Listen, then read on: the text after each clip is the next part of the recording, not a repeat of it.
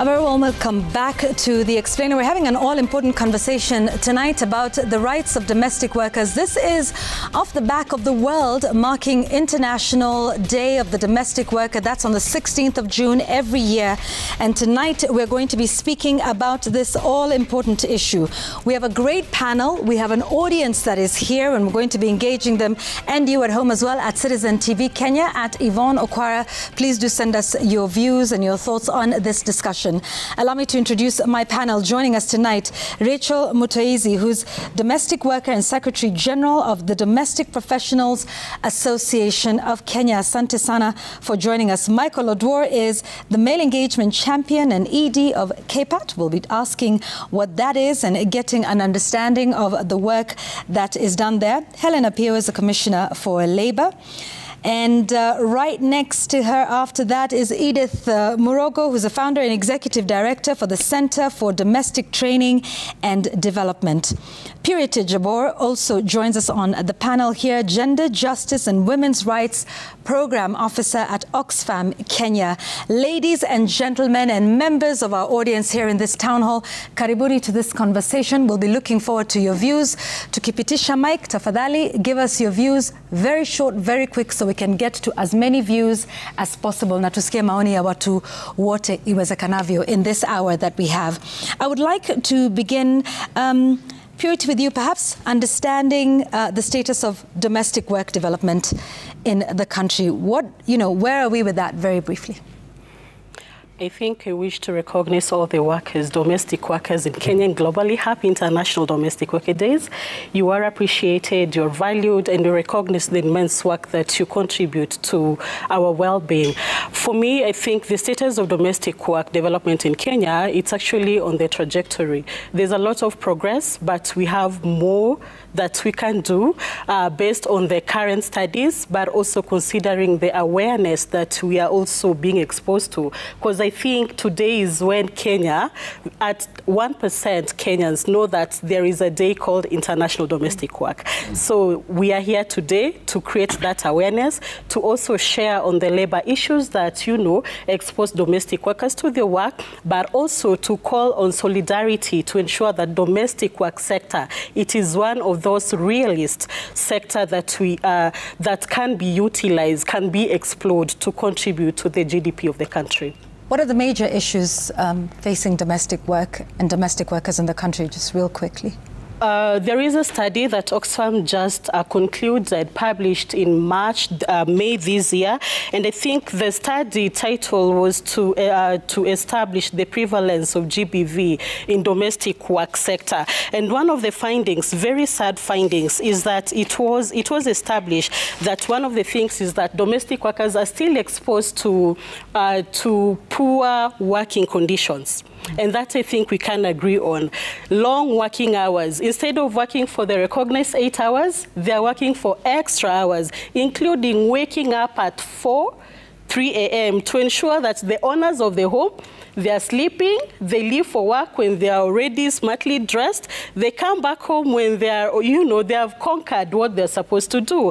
Another key findings was that in terms of the wages, it was established that 59.8% were paid between 5 to 10,000 Kenya shillings. 20.5% were paid 10 to 15 shillings, still below the minimum wage. 6% were paid between 15 to 20,000, so we are now going above the minimum wage. 1% over 30,000, so we still have very good Kenyans who know what the minimum wage order is. But unfortunately, 9.7% were paid below 5,000. So you can imagine this is someone that you're staying with in your home, and you are paying her or him 5,000 per month, but she has access to everything that you own in that home. She actually set the standard and the foundation for your children. So in terms of the status is that we really haven't recognized that domestic work is a family asset.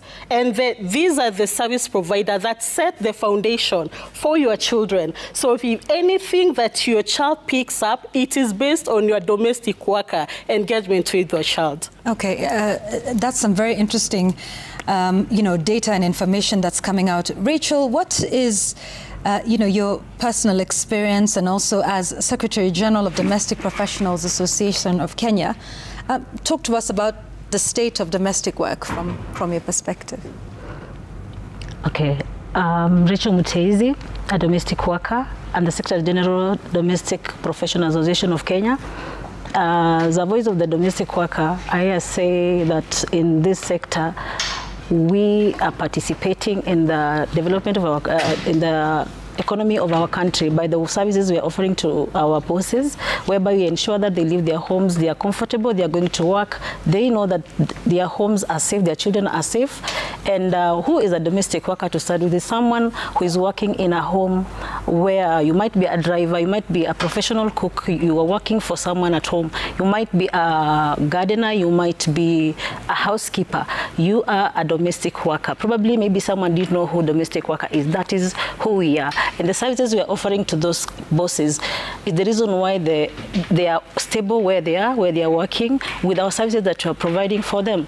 And I can say that the status of the way we are as domestic workers, there's an improvement whereby before we were just picked from anywhere and placed somewhere to go work. They didn't know if you have that qualification, you have that experience that will help you work effectively. But of late, you have those people who are helping us, even guiding us, like us, we've been in this sector for a while. That's why you have the association, whereby you're telling others, if you're coming in, come in. What do you know? Where can we help you? So we are here to help them, empower them with a bit of skills on how to handle the problems at, where they're working, and also encourage them. Given a chance and there's a place where you can get some skills, go get those skills. Equip yourself with enough skills that you can be able to negotiate for that salary where you are going, instead of sitting down there and waiting. You don't have enough skills and you're asking for a bigger salary. How do you get paid when you don't have enough skills? They also help by reducing those conflicts in homes where people are abused verbally, others are battered. Why? It's because maybe you said you know how to work. You can give your work the best, but you placed in that home, but you can't deliver. So that's why association comes in, where we are helping them, that if you've left a home where you've been abused, where do you go? First, we are here. Come, we give you a shoulder where you can cry. We can advise you, help you recover from the traumas you've gone through in the previous home, so you can go to the next home when you are fresh and you are ready to pick up with the task. Yeah, and thanks for highlighting those issues. Let's bring in government, for a moment. From the Directorate of Labour, a number of these issues have been raised. Talk to us about some of the mechanisms that government is putting in place to address these issues.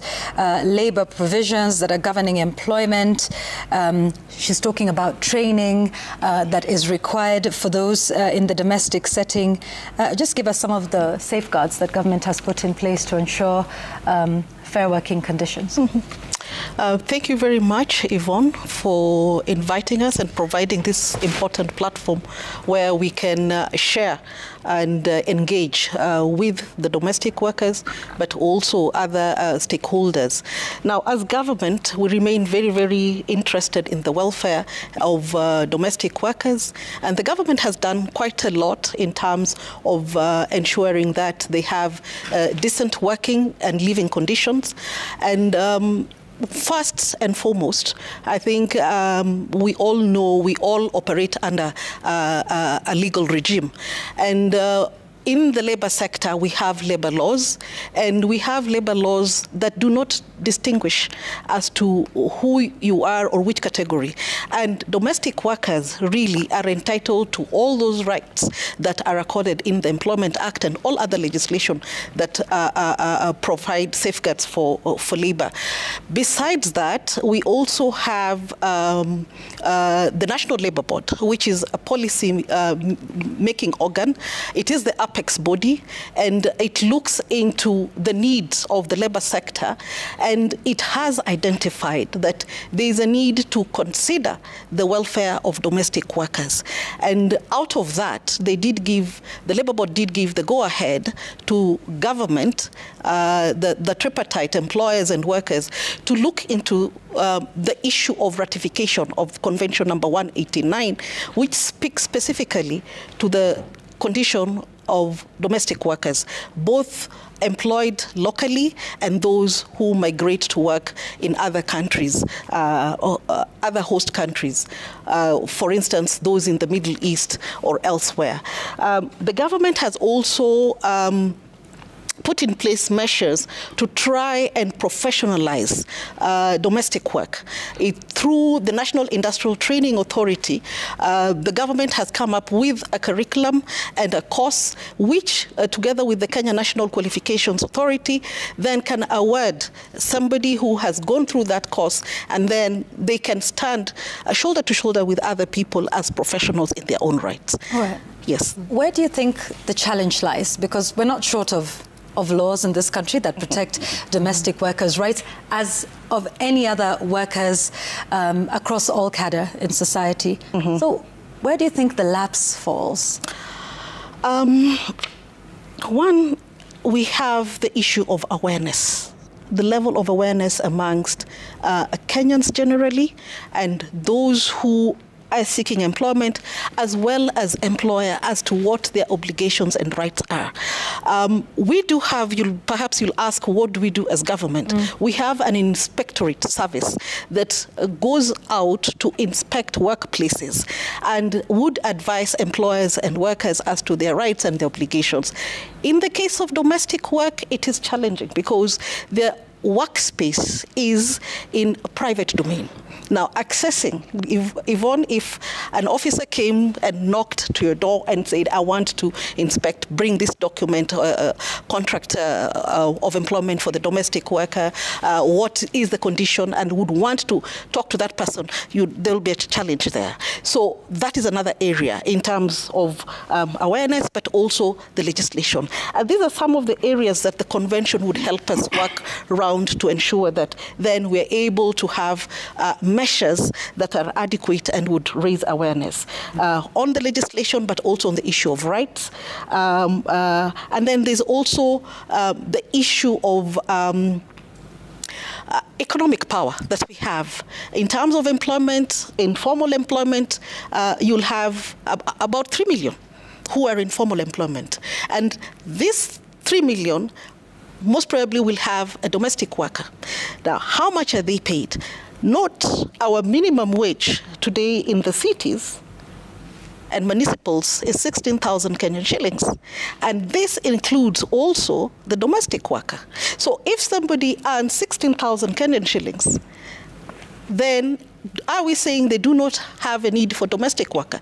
They have a right to start a family, to have children, and to take care of them. So this 16,000 shilling, will you also use the same amount of money to pay your domestic servant who takes care of your child? So those are the challenges that would want to be assisted by the International Labour Organization to try and come up with legislation or frameworks that would work better. All right. And, it's an important conversation, the chicken versus the egg, where you're saying some people might want to pay that, but you don't have the ability to pay the minimum wage because many of the people who are employed are themselves perhaps on that very minimum wage. So it's interesting discussions, I think, about how we move forward. There's been a huge move towards ensuring that we not only recognize but remunerate and adequately, articulate care work. Maybe, Edith, you could speak to us about that movement, where that is going. And there's something called prior learning and how that would help in the recognition of care work, which we've heard so far, is fairly important and forms the basis on which an economy is built. Thank you so much. It's such an honor for me to be here.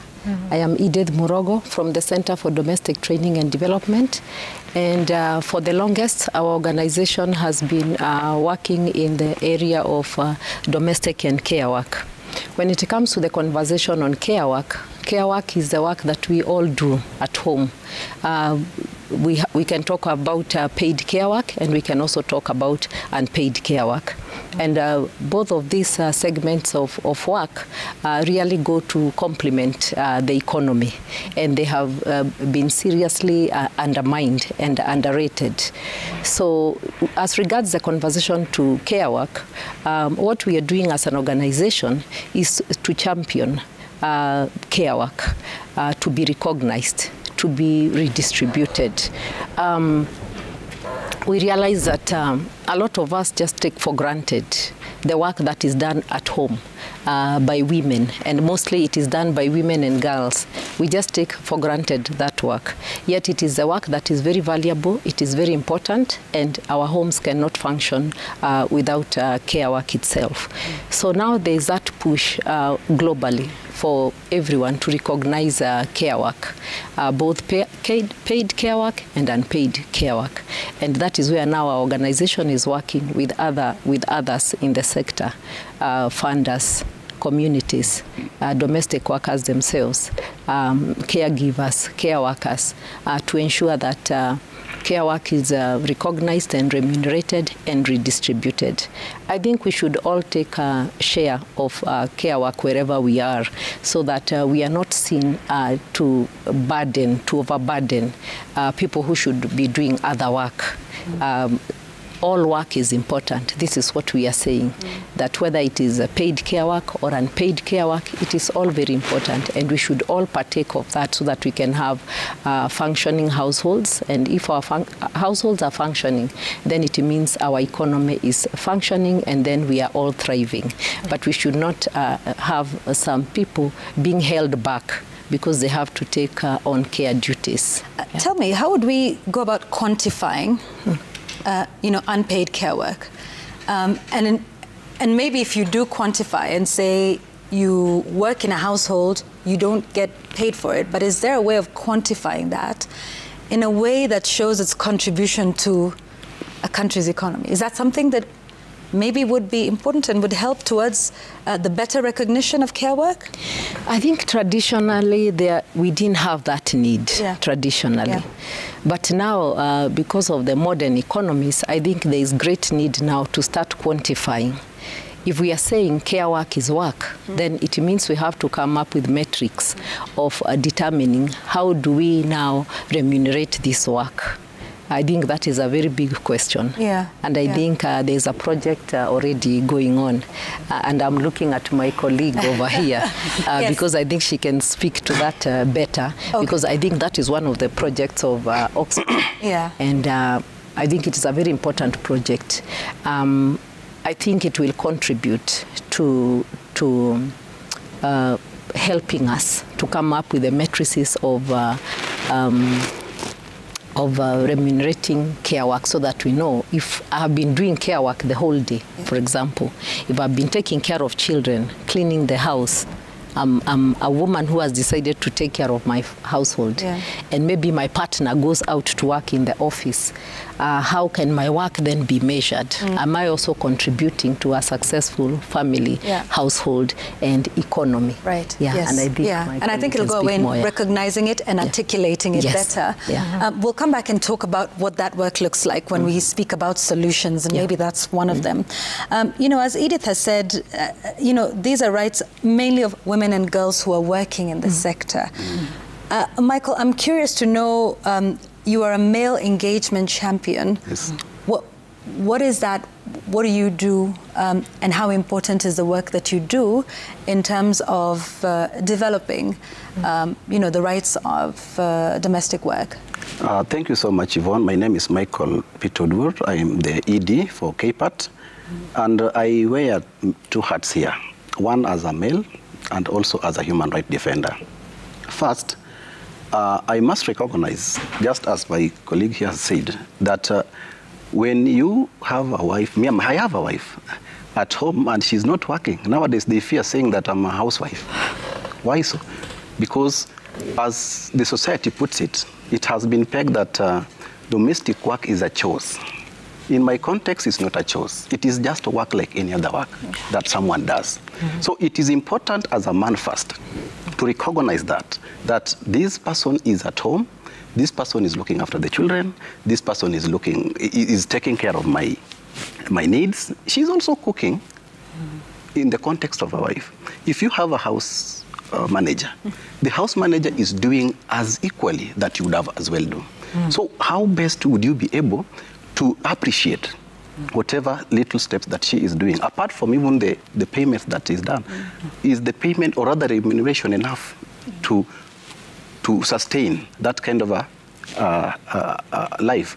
And also, from being a man, because research will tell you from my sister there, Purity, that almost 85% of men are the people paying the domestic workers at home.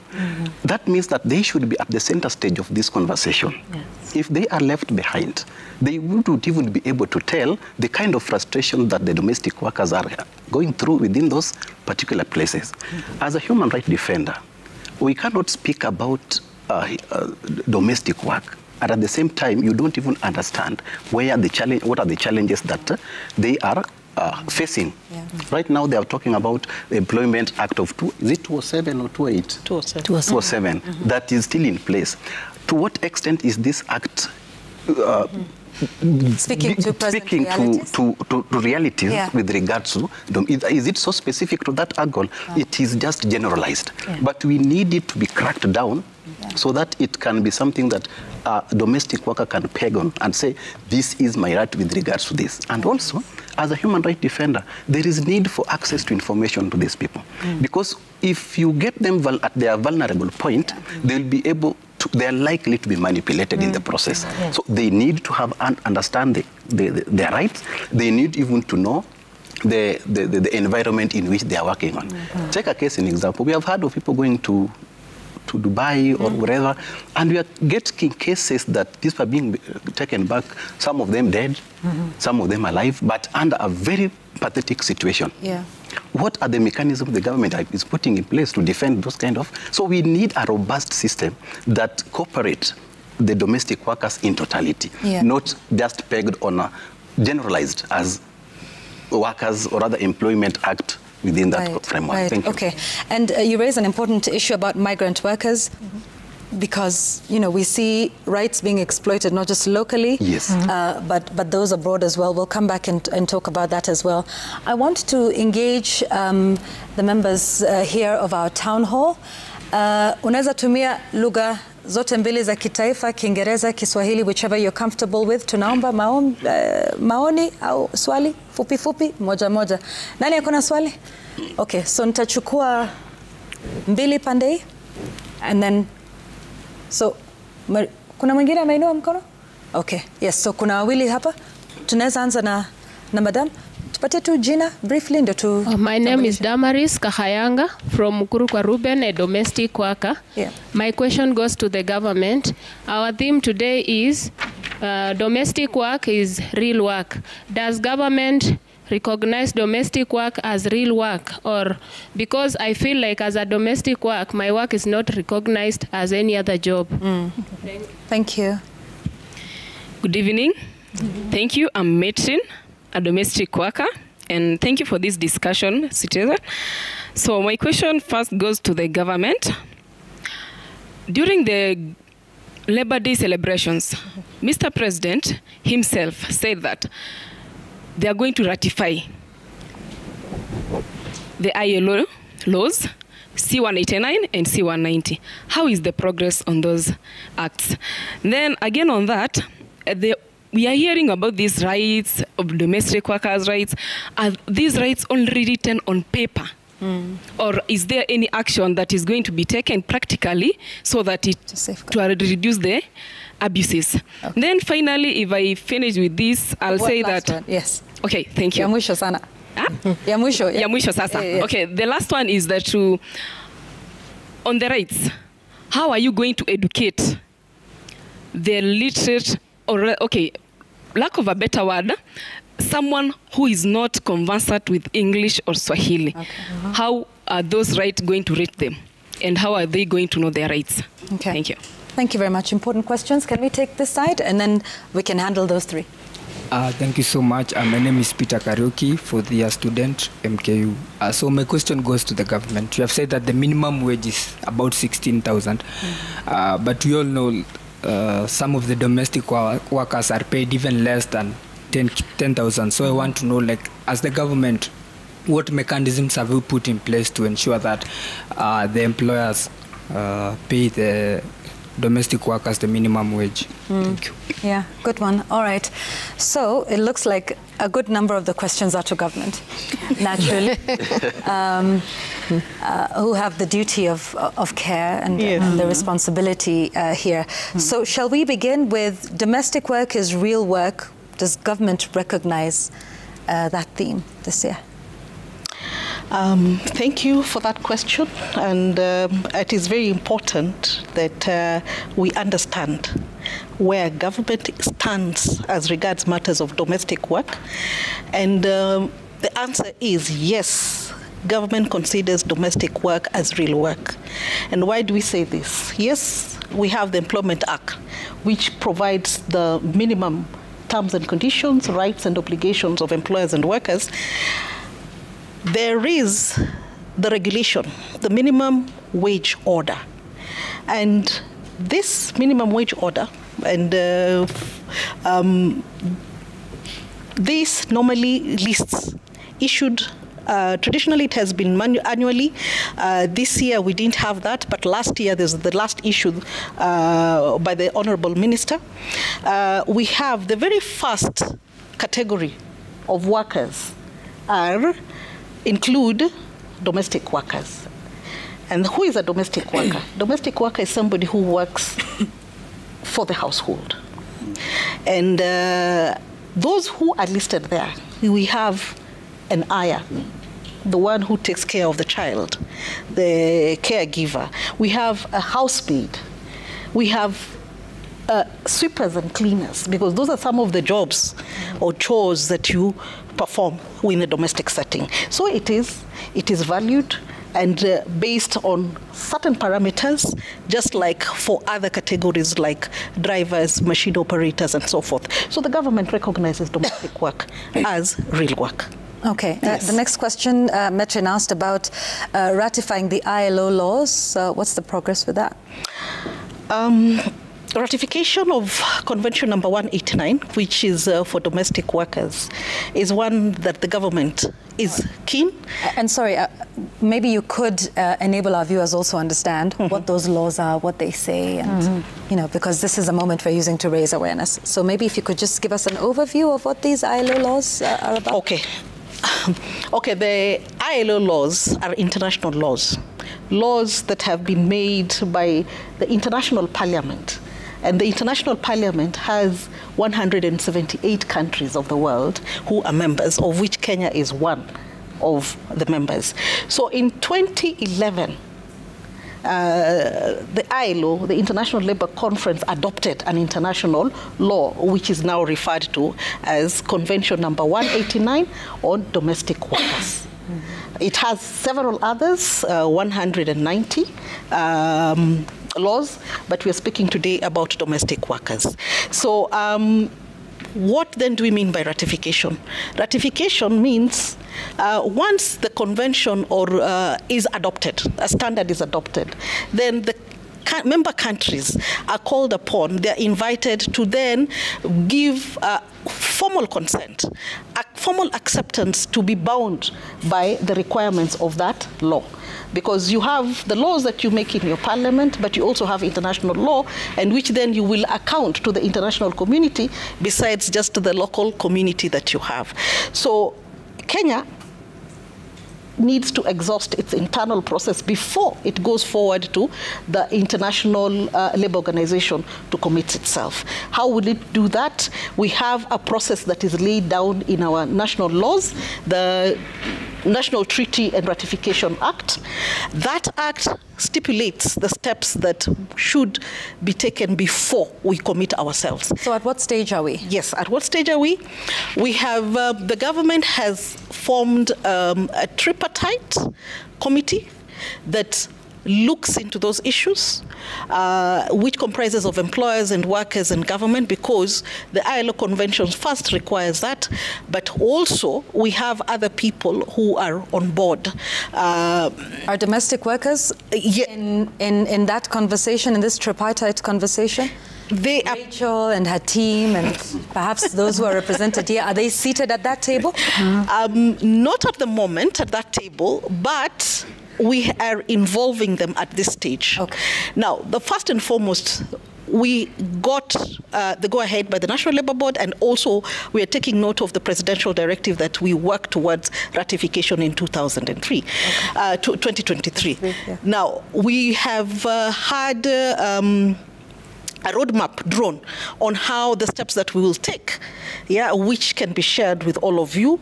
And the steps include development of a country position paper, and where we have involved the civil society. We've also done a gap analysis, comparing the legislation we have and the conventions to identify the gaps. There must be, again, or there must be something that we want to correct to improve on our local framework. Then we've also done a cost-benefit analysis, because you're not doing it in vain. There must be a benefit. It must be beneficial to workers, employers, and also, of course, government, because you pay taxes. So that study has also been done. At the moment, we are at the public participation stage. Public participation stage, we've worked a lot with the Workers Forum, that is the Central Organization of Trade Unions, and the primary level unions. We have also been working with employers, not too much, but we want to involve them more aggressively, as well as government as an institution. And the government goes beyond the Ministry of Labor. You have Treasury, you have Foreign Affairs, you have Gender Commission, and so forth. So it is, we are on course. Yeah. And we hope... What deadline? The deadline. The deadline we hope to ratify as soon as possible, to get that consensus and agreement that then this is what we will adopt, because the convention permits you to have that flexibility in certain areas.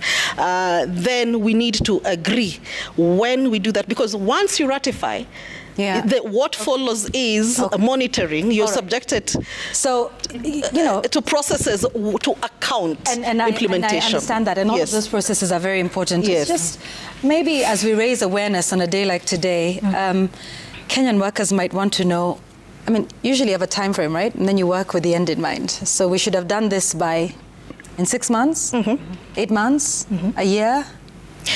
How long will domestic workers wait for this ratification? If we can achieve consensus, and I'm saying because we've had domestic workers, because they're part of the trade union movement, if we agree with the employers and workers and government, then we can ratify it even tomorrow. But the practicability, it's not good to just ratify, say, deposit the instrument, but then you don't give it life, you don't implement it, because there are cost elements, and that is why we have the cost-benefit analysis. Right, yes. And Treasury. Okay. Educating and raising awareness, amongst workers in this country. I just want us to tackle that one real quickly, also from Metrin. In other languages other than English and Kiswahili, there's lots of local languages, and this is domestic workers who are in urban areas, peri-urban areas, and rural areas, and those are still workers. Is there a plan? And I don't know, maybe this one also can be spoken about by several of the partners, whoever might want to take it up. Would you just hold for 1 minute if there's anyone who wants to talk about this, so that we also get you off the hot seat for a minute. Do you want to start? So we can start with Michael and then come to you. Okay. I think it's very important that they get the information and have this information to them very well. Because first of all, the law requires that the government should proactively give this information to the people. And so how do we do this? And who's going to be responsible for raising this awareness in various languages? Of course, apart from the government, I come from the civil society, and we are trying to ensure that the rights of the domestic workers are protected. First of all, for you to do that is by making sure that they understand and they know what is entailed within that particular framework. So there is capacity building in terms of these kind of forums. We have talked about engaging with the unions that they are working with. And this is happening in various languages? Because I think that's specifically the question. Yes. Are there like pamphlets in... Not really. The pamphlets for the in local language. Kikuyu. Yeah. That is because now, there's a need for that. Yes. Right? Yes. Okay. There's a need for that. Yeah. But majorly that should come from the government institutions. I don't know whether they have a plan of that. Okay. But from the civil society we are complementing what the government has failed to do. All right. So in that respect, we engage them from their unions, and the unions they have from various local setups where they become part of the unions. From there, we get them, and some of them get trained. Okay, yes. all right. Purity, very quickly. Yeah, I think part of our contribution as Oxfam just to also break the data inequalities among domestic workers. Juu tunaelewa ya kwamba most of wafanyikazi wa nyumba hawaelewi English vizuri.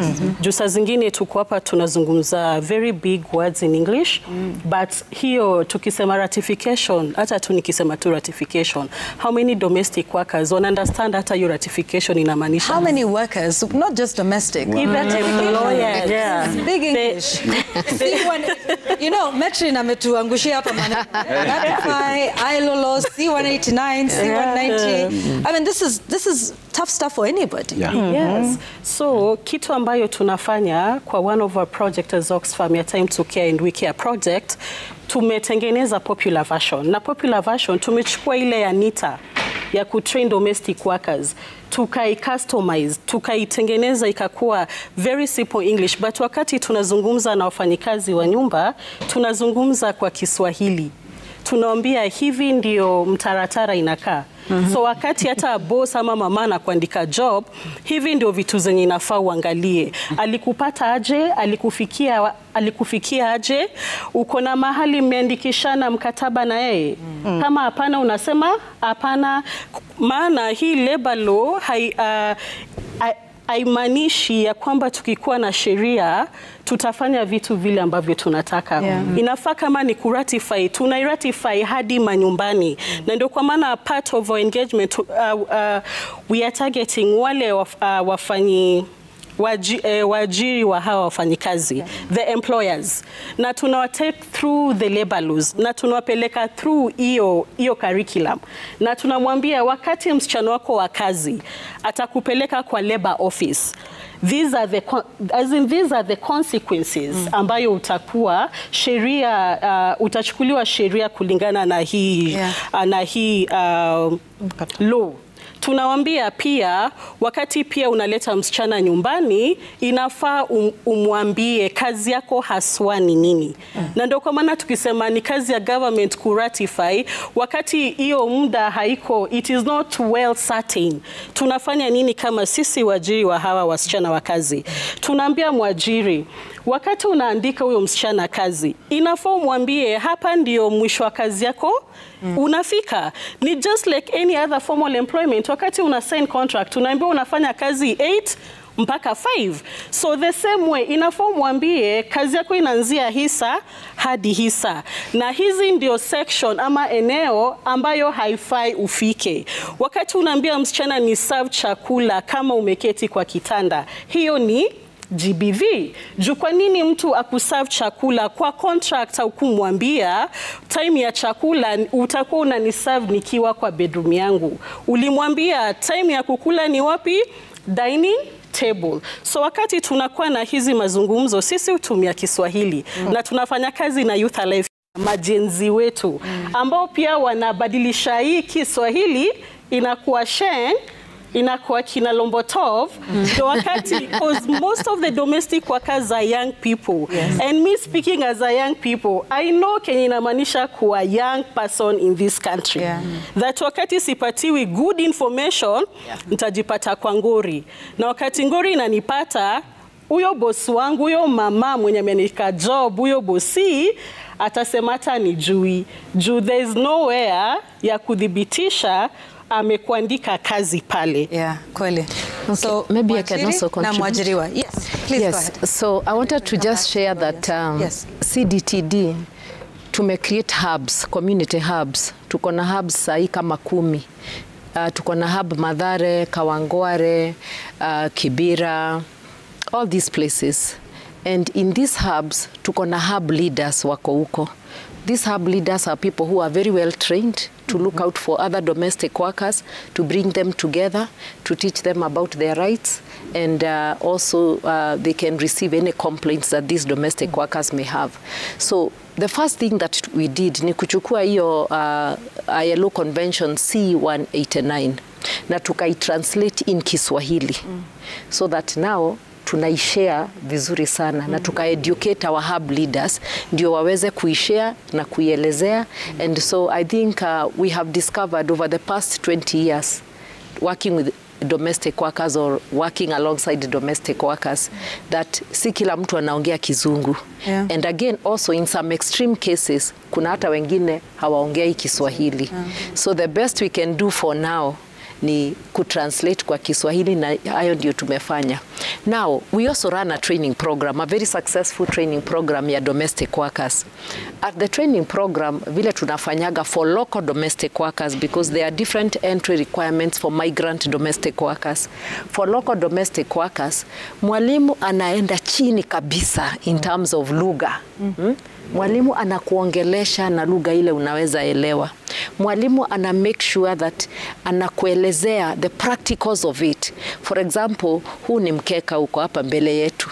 So kama mtu anakufundisha ku clean, kuhove huu mkeka, then the most important thing ni equipment. Akufundisha kutumia hiyo equipment. So hata kama lugha itakuwa kidogo, but somehow our trainers are well trained through training of trainer courses na wanaelewa how to transmit the skill hata kama mtu ajui Kizungu wala Kiswahili. Thank you. That's important. Yes. Let me come in to also share what the government is doing.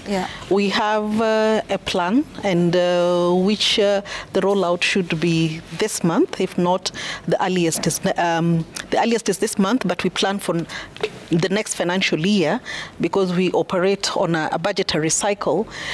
We hope that in July we'll start having the regional platforms for sensitization and engaging members of the public. We want to go regionally because there's the budgetary constraints issues, but we are also working with the Ministry of the Interior, and Interior has the widest spread and reach outreach. And we also have the ministry offices, labor offices are also in all the 47 counties. So we'll be able to use the existing machinery to reach out to the public. And if there is anybody who is willing to work with us to help us in translate.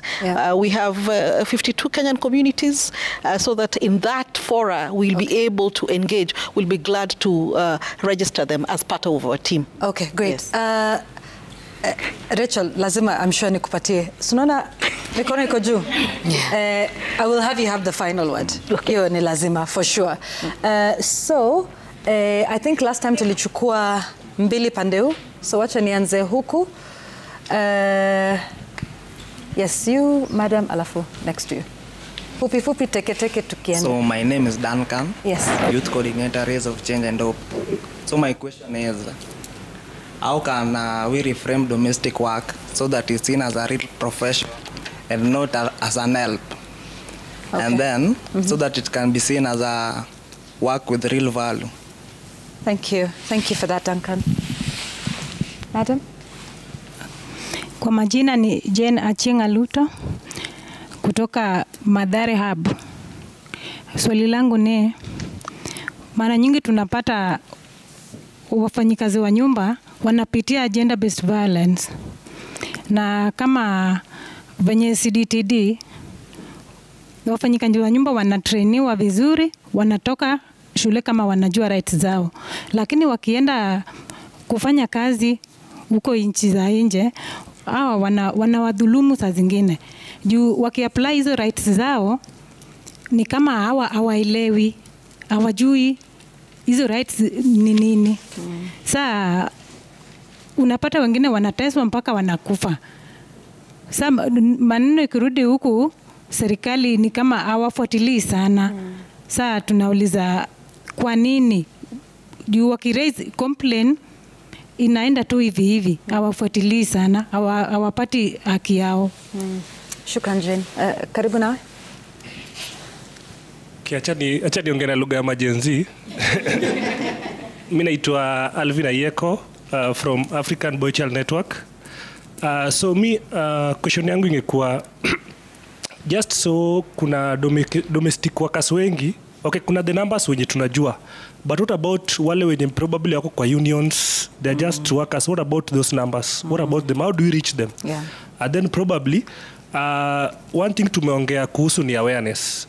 Na tumeongea about training for the domestic workers. What about training for their bosses ndio pia wajue vile wanafaa kutreat the domestic workers? Because we just know what happens in Kenya when you are informed more than your boss, ndio? Alafu question ya mwisho, gava sijui kama inaweza partner na sisi local CSOs because sisi tuko pale kwa ground, watu tunafanya hizi trainings.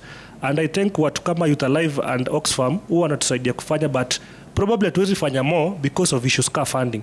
So sijui kama gava inaweza step in, itusaidie na do, alafu sisi tufanye hizo training. Safi. And that's an important. Wacha tuende pande huu, the lower one. Hey, maswali ni mengi. So tuchukue ni sawa. Taratibu nitakufikia. So one brown sweater, red jacket. Pole nitakupita tu kidogo. Madam na kijana. Sasa ni swali moja. Okay. Yeah, go ahead. So pia mimi nilikuwa na hiyo swali ya unionization of workers. Okay. Do they have like a union or something? And if yes, pia mimi naongea na lugha ya Gen Z, wanafika kule mashambani, kuna wale madome wako kule mashambani, ama hii union yenye iko ni ya watu tu watao wenye wamejinga. Alafu hiyo wamejielewa. Nimekuelewa, ni sawa. Ilikuwa swali moja. Lakini so I was asking representation. Mimi naitwa Wanjiku Michelle. Wanjiku. Yes, thank you. Next. My name is Rosemary Kinuthia from African Boy Child Network. So I'm going to ask my question on that lens. You talked about 85% of people who pay domestic workers being men. She also mentioned about abuse, economic abuse, financial, economic, physical, and emotional. What I would want to ask is this: if majority, she also mentioned about majority of people who do domestic work and unpaid care work are girls and women. From a male engagement view, if we have economical and physical and emotional abuse of domestic workers, and majority of people who do that are girls and women, it's good to note that when 85% of men pay domestic workers, the truth is you physically pay, but you physically remove, like unapatia bibi analipa msichana, si hivyo ndio kunaendanga. So you actually si wewe unamlipa kwa sababu bibi anamwambianga yeye ndiye amelipa. But so how do we then engage majority of the people who pay domestic workers, who are girls and women, who are actually mothers? How do we then engage them to protect the domestic workers? Because I think that is where the problem is when it comes to abuse. It's actually women abusing other women. Okay, that's an important aspect. But let me not skip you. No, give it to the man right next to you. Fupi teke tukienda. Thank you, madam. Yeah, my name is Daniel Gashirero Edimo, aka Minority. My question goes to Umesema Stanley? Daniel Gashirero. Okay, endelea. Yes, my question goes to the madam from the government, and I was asking, here you said you do public participation. Do those public participation effective, and do you take that their opinion and follow up their views? Yeah, thank you for that. Next. My name is Likena Koth. I'm representing PPN. I'd like to add some weight on the question of abuse. When it comes to the domestic workers getting employed, example like the house helps, some of them have like past trauma issues, mental health disorders, and also including the employee. And most of the time, some of them end up getting into contracts that they cannot get out of because they already signed it. So, for example, when I am employed in a house that is not fit for me to live in, both physically, mentally, and financially, how does the government come in to help these kind of workers get out of such contracts so that they can be able to protect their peace and their mental health? Does the government has a program, or is the government planning to have a program that will be inclusive of helping the domestic workers with their mental health issues, including the employees? Thank you. That's a good question. Thank you very much. So my name is Daniel Shirema. I work directly with the informal settlement of Majengo and with so many women. I think the conversation we've had here at the moment, we've raised a very strong issue on awareness. While we are living currently in a digital world, we would actually understand that awareness is out there. So even when I work directly with these domestic workers, most of them do understand, and they even know what their rights are and even what the law says. And at some point, they would be at a position they're maybe being violated their rights. But if you ask them, why don't they go to report? They will say, even if I go, there is nothing that would actually happen.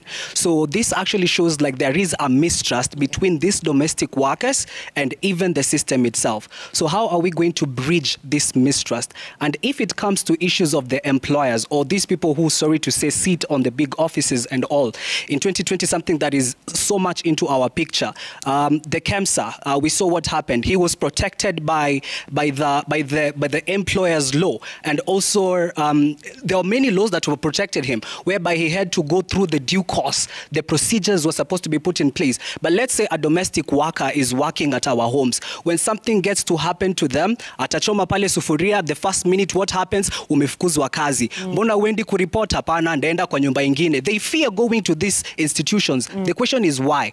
How can we build that trust again between the domestic workers and your system? Thank you so much. Thank you very much for that. So we're coming to the end. So I want, as we answer these questions, we're answering those as we close and as we give our closing statements. But because we haven't heard from you, Rachel, for a moment, perhaps you can answer Alvin's question on domestic workers who are not in unions. How do you reach them? That's also the same as what Wanjiko was asking on unionization of workers. How do you get more in unions? And the ones who are not in unions, munafikiaje? Okay, what I can say about the unions are those who've been reached and they've been advised on how to join, to get to when you can't speak for yourself about what you're going through, then they can help you get started, because there's a point of where you are employed, and when something has happened, you maybe get fired and you've not been paid. So how do I get my salary? They are there to help us. That's why we're calling out on the domestic workers. Let us come together as an association whereby we have one aim, one goal where we are heading. We need a change also, because some of these things happen because there are people who go out there tarnishing our image, because there are those who are good working to make sure that they get their pay. But so how do we correct it to get to that point of we have one goal where we are aiming to getting our rights done, and where the reason why some of us cannot even stand out there and say this is what I've gone through and I need this help, it's because first of all it's fear. Some of us, we get to those jobs because we are mentally not okay, like how that lady has spoken about the mental the traumas we've gone through. We are trained, yes, but because we left where we are, we've gone to this new home with the trauma, we are traumatized. We fail to even stand out for ourselves and say no, this is not what we agreed on. So even going to that union where we have registered and we have our rights, they can support us. We can't even face them and explain this is what I'm going through here and this is the help that I need from you. They even quit without speaking out their mind. So we need to be in the right frame of mind first before we apply all these things in together. Being a domestic worker, there are so many things I've gone through personally, where you found yourself in a home, you agreed you are going to have an off, but you've entered in that home, you don't even see the gate again. You are inside and you're there, you locked. What do? You can't reach those people where you've registered as an union. So first of all, I've heard there are those people who've been reached, but how many have been reached? This information could be out there, yes, but how many people are being reached? Then ourselves also, we need to come together so we be available. When this innovation is coming, those trainers are coming to speak to us, we are found. And then again, a challenge is our availability is an issue because we are working for private people, it's private homes. How do we get out of those homes to be trained? The first of all. So it's something that we both the parties, those that are involved in supporting us, in helping us with the government, and those bosses, to reach to a point where when this information is coming out, they also can allow us go out there so we can get this information so that we can rectify the mistakes that are there. We don't have to get to all these issues. I want this next question to go to you, Helen, and maybe if you can answer both of them. So Jane talked about gender-based violence and rights awareness, particularly for migrant workers. Those are stories that are in the news every day. How do you protect the rights of migrant domestic workers in that respect? And then Lillian had also asked about, and maybe you can tell us, maybe from the government standpoint, how you get out of a contract that is already unfair. So you get onto the terms, you're vulnerable. So of course, the balance, the scales of balance are in favor of the employer. So maybe you could answer those two, because I think they're related in terms of rights. So GBV rights for migrant workers. And then how do you get out of a bad contract? Okay. GBV, I think, like we've already acknowledged, you find domestic workers are vulnerable, and it is important that they know how they need to protect themselves. And what is the government doing? The government has put in place a number of measures. One is training. The training that we talked about, done by NITA, there's life skills training, which would include some of that. And also the issue of, the course includes culture, it includes it includes contractual obligations as part of the training that they undergo. And with this, among other areas, that we hope they're able to raise their awareness and level of capacity to deal with instances of gender-based violence. But having said that, the government has also provided a mechanism where we have labor attaches posted to most of those destination countries. They're not enough, but we do have them. And it is important that when somebody goes to the foreign country, then they're able to know where these offices are and how to reach the offices and to report such cases. And we also have bilateral agreements where it is agreed that the terms and conditions, general, broadly, what then needs to be observed, and which then the host country is expected to assist to ensure that domestic workers, when they go across, are protected. But so they have... Yeah, in what way do you enforce that? Because from everything you've said, a lot of responsibility is put on the worker, right? Know your rights, understand the cultural context, and you sign bilateral agreements where you expect the host country to do that. But what happens when they don't? Is there any case that you can point us to that says, I mean, because every day people are coming back in coffins, people are coming back abused, and their lives changed. Do you have any examples where we can say the Kenyan government followed up the case of this domestic worker who was harmed, who was injured, God forbid, killed, and we followed the case to its conclusion, or this is where we are. We found that employer, we ensured either the law is taking its course in Saudi Arabia, for instance, in Dubai, or we're doing it here. Because all of these things sound very nice. But those stories are there every day, and we cover those stories on a daily basis. So is there anything where you can safeguard, have punitive measures? Is there any example where we can say we jailed somebody, or Saudi Arabia jailed someone? Okay, that's a tough question you've asked. One, I think it's something we recognize that we really do not have jurisdiction to enforce contracts when you're in a foreign land. So you rely on the cooperation of the other government. And we have cases that have been taken to court, but sometimes because of the issue of distress amongst the victim workers, then you find they opt to come back early, repatriation is done. But as to whether we're doing something as government, yes, we're definitely doing that. Do you apply your leverage? Yes, because I know you don't have jurisdiction in another country. Yes. But to what extent can you leverage even diplomatic relations to say, okay, there have been X number of cases, this is what we're going to do on this end? I may not be able to disclose that because we are losing diplomatic channels to handling that. And to disclose some of those details at this point in time, I think would not be in the interest of our country and our people.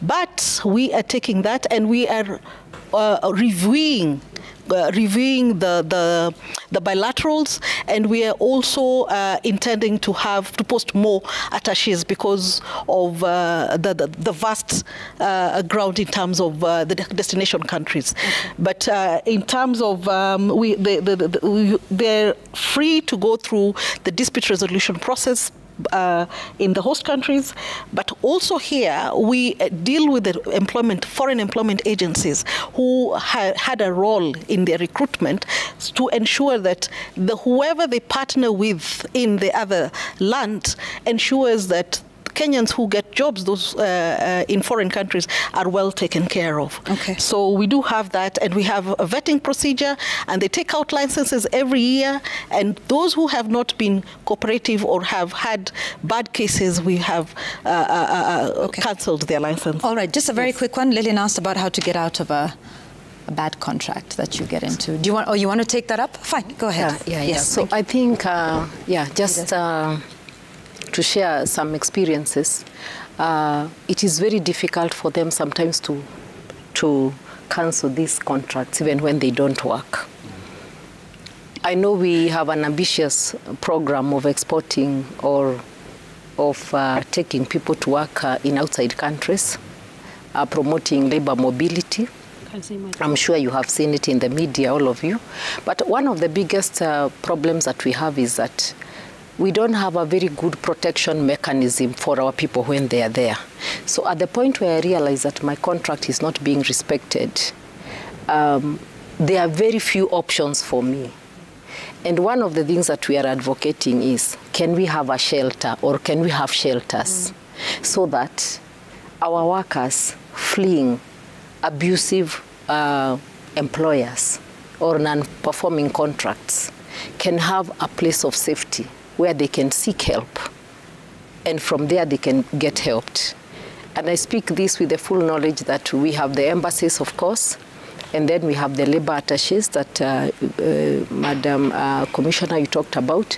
But we would really appreciate if our government can take time to really think through a protection mechanism, especially for our very vulnerable domestic workers who find themselves in very hostile labor markets without proper protection. Yeah. So it is very, very frustrating sometimes for them, because really, even after they have been trained here, do the pre-departure training that Madam talked about, that actualizing that on the other side when you're in trouble becomes very, very difficult. Yeah. Okay. So we do need those protection mechanisms to be activated on the other side. Can we have hotlines? Can we have them have a list of NGOs who work in the region, safe spaces in the region, and of course our own government? We want to see our own government investing in at least one shelter in Riyadh, at least one shelter to start with. Okay, thank you. Yeah, that's a good one.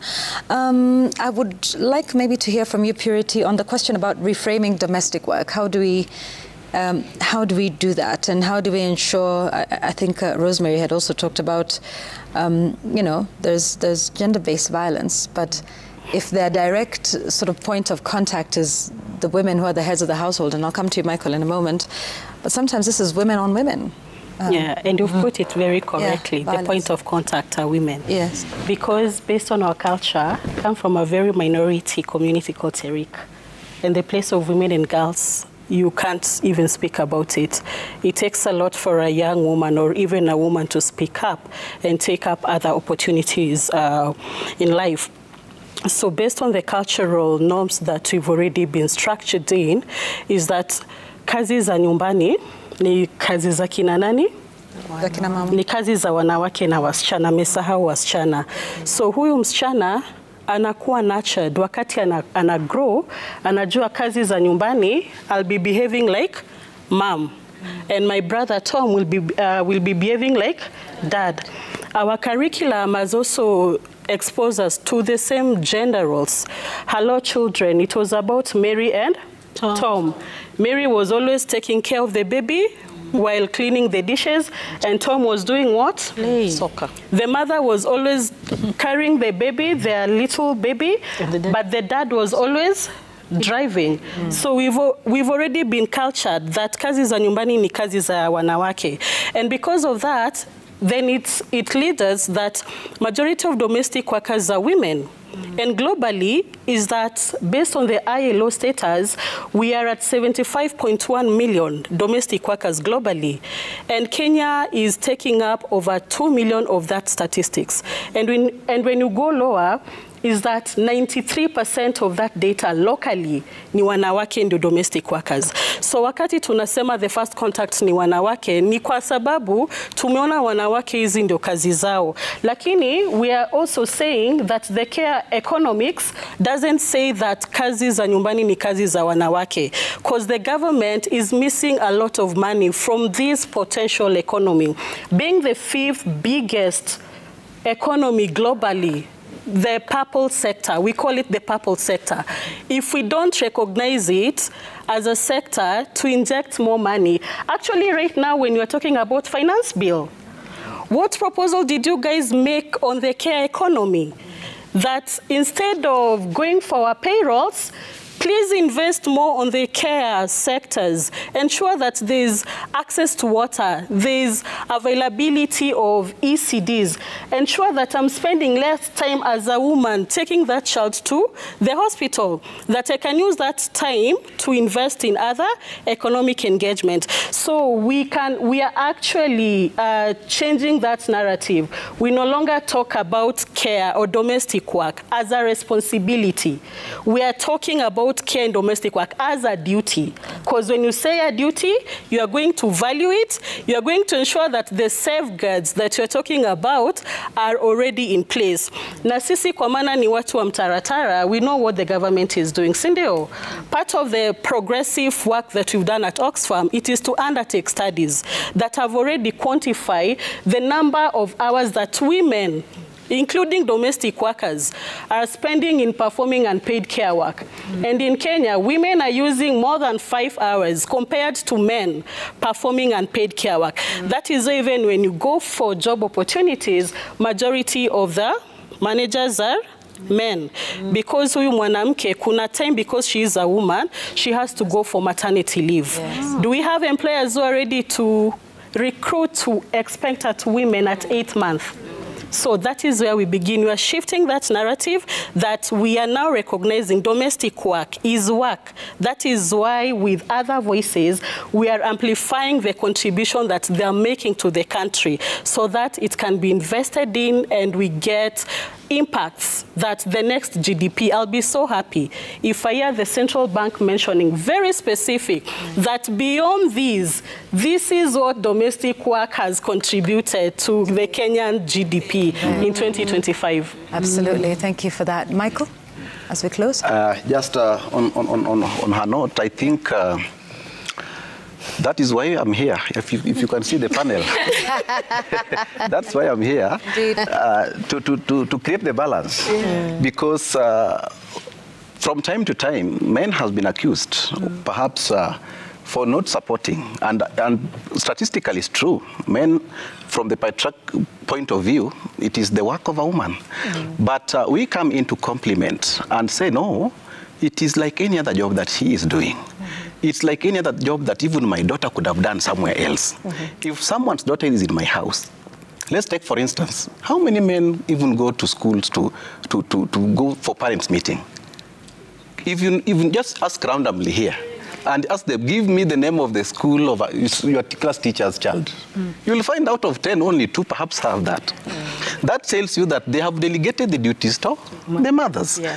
And by the time this person is going to check on that, this person is coming back to wash the clothes. This person is coming back to cook. This person is coming back to look after. Me, a case scenario, Yvonne, I was just left with my 3-year-old in 2013. How did you cope? I tell you, Yvonne, They did go to school for 1 week. For sure. The mother left, went home for burial. Be careful.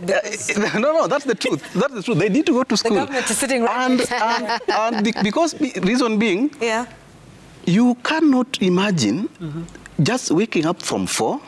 Me, by the time it was 8 is when they were now having their uniform. And it is already gone. The time is gone. So you wonder, really, these people, the mothers, do we understand and going a lot of stress. So the point is, we need to bring men on board. We need to bring this conversation back to the grassroots level and make them understand that really it is some of the issues have already been taken by event. It is high time we change the mindset. It is high time we have a different view on how issues are done. And also, if just by summarizing what he said about how do we engage women that are also perpetrating this kind of from the domestic workers. You know, if you are not keen enough as a man in the house, you may not even be able to know what is happening. Sometimes the domestic workers who are working for us, for you have eaten well, you've gone with a belly well fed, but you can't even imagine that whoever cooked that food did not eat it. You've not realized that. So it's getting more involved? It's getting more involved. Having these people, even you as a man in the house, have a conversation with these people. The gardeners out there, they have been accused from time to time, oh, I cannot employ this kind of a handsome man in my compound, you know. You see those kind of things. And so they become victims of the circumstance. So we need to have a very robust conversation. We need to bring even the women that are perpetuating this, we tell them, look, no, this is not because it's the way to do it, but it is because we need to have a formidable force that would be able to transform the system. All right, okay. Si kuingia tu kwa nyumba kuweka miguu juu. Na kuchukua remote na kuanza unasema sasa Yvonne ndio yule wakora analeta news. Alafu watoto unaambia wanaenda kwa bedroom hata ujui. And you tell them Yvonne, you tell them wamefanya homework. Hebu uliza mama. And even they have gone to the extent of even wanting house girls can even go extra mile to do homework for their children. You get the point, which is outside the job description that security and Madam here were talking about. So we need to have those kind of conversations. Okay, all right, and be more involved. Rachel, you have the last word. Wewe ndio utatufungia kikao hiki. Okay.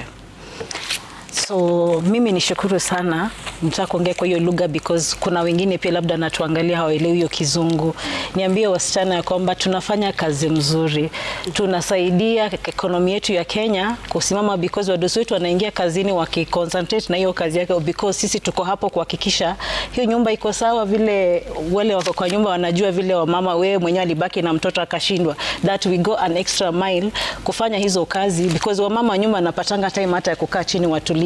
But sisi hatuna hiyo because tuko nayo marathon ya make sure kila kitu yote imefanyika vizuri. So kwa hivyo ni wapongeze ya kwamba tunafanya kazi mzuri. Na pia tukue na sehemu yetu ambayo tukitajwa tunajua sisi ndio hapo mahali. Domestic Professional Association of Kenya.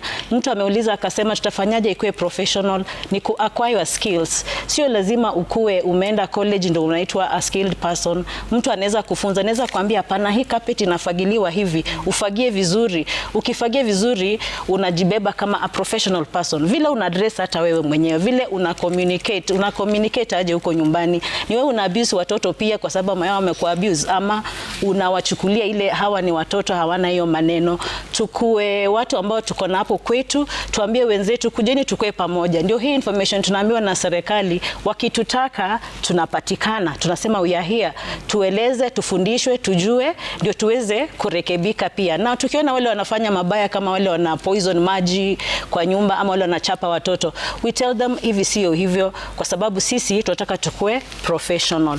Na nishukuru sana wale wamesimama na sisi, hata kina Madam Edith, Oxfam, government, our activists wetu hapa and even citizen kutuleta ili tumefeel actually that we are recognized, because before watu wanajificha, mtu anafanya kazi hata hakuna mtu anajua unafanyanga nini, but you are now proud to say that we are domestic workers that are professional, because we've been given a platform where we can speak out to even speak to others wenye wamejificha kule ndani. Mjue you have a place where you can be heard, mnaweza hagiwa kama mnalia, we come together and build up a team that is ready to bring a change in the society. Absolutely, thank you. Nataka kushukuru kila mtu ambaye amefika hapa leo. It's very important that we're able to have a conversation like this on a national platform such as this one. I want to thank you, our panelists. I want to thank all of you. I think we've had a robust engagement. Some closing thoughts: reframing the narrative, quantifying and valuing unpaid care work, having greater enforcement and safeguards of the laws to protect the rights of domestic workers, having them more unionized so that they're able to, have a place where they can fight for their rights, and professionalizing the services. As I close, maybe with something around reframing. There is a way you talk about certain things, and it also leads to certain stereotypes. So tunaita wasichana wa kazi, lakini mama wa nyumba. Hao ambao wanafanya kazi, they're above 18, sio? Sio wasichana. Ukiwaita wasichana wa kazi, you demean them, and therefore you say, lakini ni msichana, so unajua vile unalipa msichana na mama ni tofauti. So maybe tu ni mfanyikazi. Wewe ni mfanyikazi, mimi ni mfanyikazi. Watu wenye wako hapo studio si ni wafanyikazi? Yes. Tukiwaita wasichana, nadhalilisha mtu, sio? Yes. Kishamdhalilisha, what follows? Humlipi inavyofaa? Yes. Rights zake hazishughuliwi. Yes. So maybe just to think about that. Si wasichana wa kazi. Ni wafanyakazi. Simple. Maybe we can think about that as we reframe the narrative. Because when you infantilize people, then you also demean them and deny them of their rights. Thank you for watching. What an important conversation that we have. Perhaps one that we should be having more often, right? So let me say Happy International Domestic Workers Day. And to remember that domestic work is... Thank you very much, everybody. Thank you for watching The Explainer tonight. Have a good night. We will see you again next time. Bye-bye.